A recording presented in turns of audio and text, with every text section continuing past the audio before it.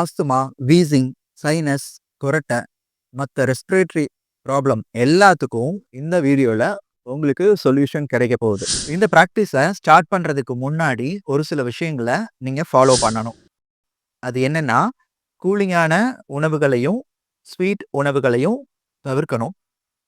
Smoking and drinking 2யும் avoid பண்ணணும். Hot பாத் எடுத்துக்கலாம்.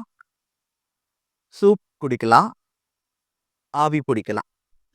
Respiratory சம்மந்தமா எந்த ப்ராப்ளம் இருந்தாலும் அதுக்கு ரீசன் ஒண்ணே ஒன்று தான். ரெஸ்பிரேட்டரி ட்ராக்ட்ல ஏதாவது சுருக்கமோ இல்லை ஏதோ ஒரு தடையோ இருக்கிறது தான் அதுக்கு காரணம். இந்த வீடியோவில் அதுக்கான சொல்யூஷன் தான் நம்ம பார்க்க போகிறோம். இது ஃபாலோ அலாங் வீடியோ. இந்த வீடியோவில் இருக்கக்கூடிய ஆசனாஸை 10 மினிட்ஸ் டெய்லியும் என் கூட சேர்ந்து நீங்கள் பண்ணுறது மூலியமா ரெஸ்பிரேட்டரி சம்மந்தமான எல்லா விதமான பிரச்சனையில இருந்தும் நம்ம க்யூர் பண்ணிக்க முடியும். ஃபர்ஸ்ட்டு சமணங்கால் போட்டு உட்காந்துக்கோங்க. உங்களுடைய கைகள் 2யும் சின்முத்ரை இந்த பொசிஷனில் வச்சுக்கலாம். நல்லா நிமிர்ந்து கண்ணை மூடி 30 செகண்ட்ஸ்க்கு ஆழமான மூச்சு இழுத்து விடணும். எவ்வளோ தூரம் உங்களால் மூச்சு நல்லா இழுக்க முடியுமோ நல்லா இழுங்க. அப்புறம் எவ்வளோ தூரம் கம்ப்ளீட்டாக மூச்சை ரிலீஸ் பண்ண முடியுமோ அந்த அளவுக்கு ரிலீஸ் பண்ணலாம். அப் டு 30 செகண்ட்ஸ் வரைக்கும் இந்த ப்ராசஸை கண்டினியூ பண்ணணும்.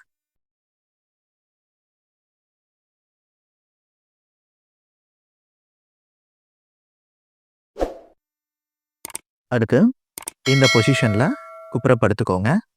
கால்கள் 2ம் சேர்த்து இருக்கட்டும். கைகள் உங்கள் செஸ்ட்டுக்கு சைடில் இருக்கணும். மெதுவாக உங்களுடைய அப்பர் பாடியை ரைஸ் பண்ணுங்க. இது புஜங்காசனா. இதுவும் 30 செகண்ட்ஸ் வரைக்கும் பொசிஷன் ஹோல்டு பண்ணிட்டு நல்லா ஆழமாக மூச்சை இழுத்து விடணும்.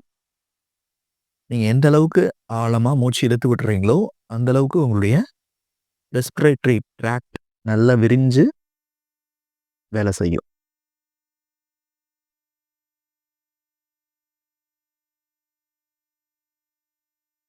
இந்த ஆசனா முடிச்ச பின்னாடி இந்த பொசிஷனில் ஒரு 5 செகண்ட்ஸ் பேக்கில் உட்காந்துட்டு ரிலாக்ஸ் ஆகிக்கோங்க.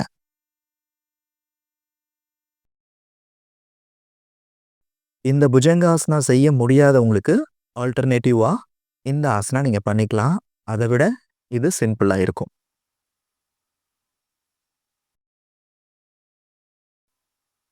அடுத்து மல்லார்ந்து படுத்துக்கணும். இது சாந்தி ஆசனான்னு சொல்லுவாங்க.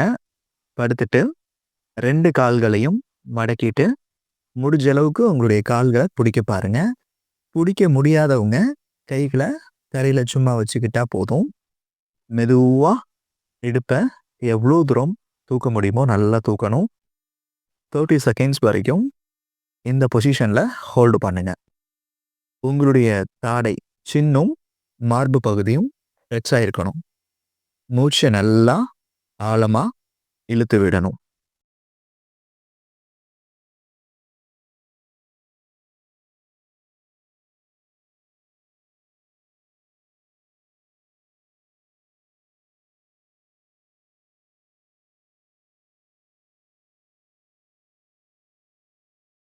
ரிலாக்ஸ் பண்ணிவிட்டு கால் நீட்டிக்கோங்க. அடுத்து கால் நீட்டி உட்காந்துட்டு உங்களுடைய வலது காலை மடக்கிட்டு இடது கை யூஸ் பண்ணி கால் முட்டியை பிடிச்சிக்கோங்க. வலது கை பின்பக்கமாக இருக்கட்டும். எவ்வளோ தூரம் உங்களால் திரும்ப முடியுமோ நல்லா திரும்பணும். மூச்சை நல்லா ஆழமாக இழுத்து விடணும். ஸ்க்ரீனில் தெரியக்கூடிய செகண்ட்ஸ் வரைக்கும் கண்டிப்பாக நீங்கள் இருக்கணும்.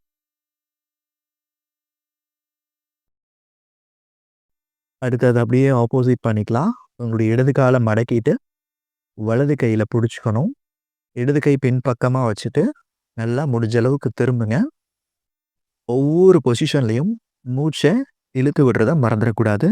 இதில் ஒரு 20 செகண்ட்ஸ் ஹோல்டு பண்ணலாம்.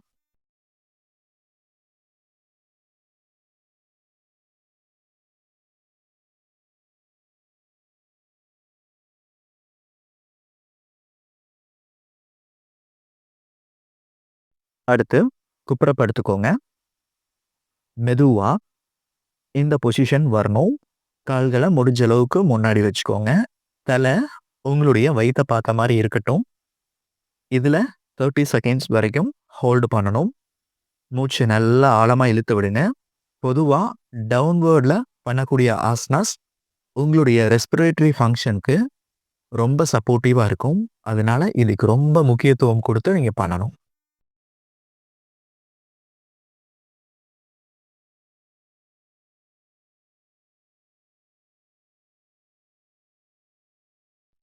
முடிச்சுட்டு மெதுவா இந்த பொசிஷன்ல படுத்துக்கலாம். கை சப்போர்ட்ட யூஸ் பண்ணி உச்சந்தலைய கீழ பிளேஸ் பண்ணிட்டு, உங்களுடைய மார்பு பகுதிய எந்த அளவுக்கு தூக்க முடியுமோ தூக்கிக்கோங்க. ரொம்ப ரிஸ்க் எடுக்க வேண்டியதில்ல. எந்த அளவுக்கு வந்தாலும் அந்த அளவுக்கு பண்ணுங்க போதும். 20 செகண்ட்ஸ் வரைக்கும் இந்த பொசிஷன்ல ஹோல்டு பண்ணணும். மூச்சு நல்லா ஆழமா இழுத்து விட்டுருக்கணும். மெதுவா ரிலாக்ஸ் பண்ணிட்டு, கைகள தோள்பட்டை, ஷோல்டர் அளவுக்கு ஓப்பன் பண்ணிட்டு, உங்களுடைய 2 கால்களையும் மடக்கி, உங்களுக்கு இடது பக்கமா பிளேஸ் பண்ணுங்க. இந்த பொசிஷன் நீங்க செய்யும்போது, உங்களுடைய மார்பு பகுதி நல்லா விரிஞ்சு கொடுக்கும். அதாவது உங்களுடைய லங்ஸ், நுரையீரல் நல்லா விரிஞ்சு கொடுக்கும். இத அப்படியே ஆப்போசிட் சைட்ல பண்ணலாம். மூச்ச இழுத்து விடுறது தான் ரொம்ப முக்கியம் எல்லா பொசிஷன்லயும். அதனால அத மறக்காம பண்ணுங்க. முடிச்சுட்டு ரிலாக்ஸ் பண்ணிக்கலாம். அடுத்து இந்த பொசிஷன்ல வந்துட்டு, மெதுவா உங்களுடைய குதிங்கால்கள புடிக்க பாருங்க. இதுல ஒரு 30 செகண்ட்ஸ் வரைக்கும் ஹோல்டு பண்ணணும். இதுவும் உங்களுடைய செஸ்ட்ட ஓப்பன் பண்ணி கொடுக்கும். மூச்சு போயிட்டு வர்றதுக்கு ரொம்ப சுலபமா இருக்கும். இது ட்ரை பண்ணுங்க. இது ட்ரை பண்ண முடியாதவங்களுக்கு அடுத்து ஒரு ஷார்ட்கட் மெத்தட் சொல்லிக் குடுத்துருக்கேன். அத நீங்க ட்ரை பண்ணிக்கலாம்.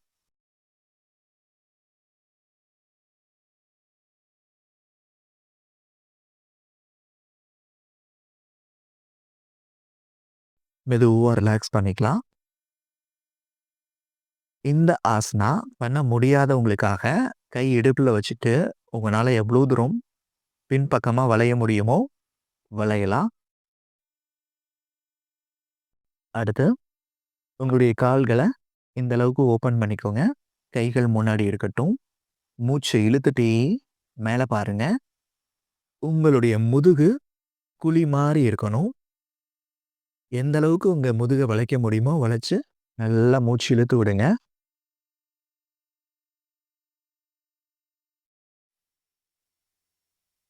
அப்படியே மெதுவா ரிலாக்ஸ் பண்ணிட்டு, இதுக்கு அப்படியே ஆப்போசிட். உங்க தலை கீழ போணும். முதுகு நல்லா மேடு மாரி கொண்டு வரணும். இதுல உங்களுடைய ரெஸ்பிரேட்டரி ஃபங்ஷன் மட்டும் இம்ப்ரூவ் ஆகாது.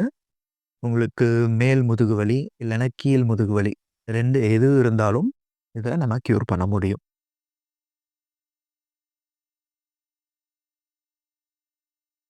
மெதுவா ரிலாக்ஸ் ஆயிக்கலாம். இந்த பொசிஷன்ல கொஞ்ச நேரம் ஹோல்டு பண்ணுங்க. அப் டூ 10 செகண்ட்ஸ் வரைக்கும். ஆசனாஸ் முடிச்ச பின்னாடி சமணங்கால் போட்டு உட்கார்ந்துக்கோங்க. உங்களுடைய இடது கைகள சின்முத்திரை வச்சுட்டு, வலது கையில நாசிகா முத்திரை இந்த மாரி வச்சுக்கோங்க. பெருவிரல மூக்க அடைச்ச மாரி வச்சுட்டு, ஒரு பக்கமா நல்லா மூச்ச இழுக்கிறோம். அப்படியே மோதிர விரலையும் வச்சுட்டு, ஆப்போசிட் சைட்ல மூச்ச விடுறோம்.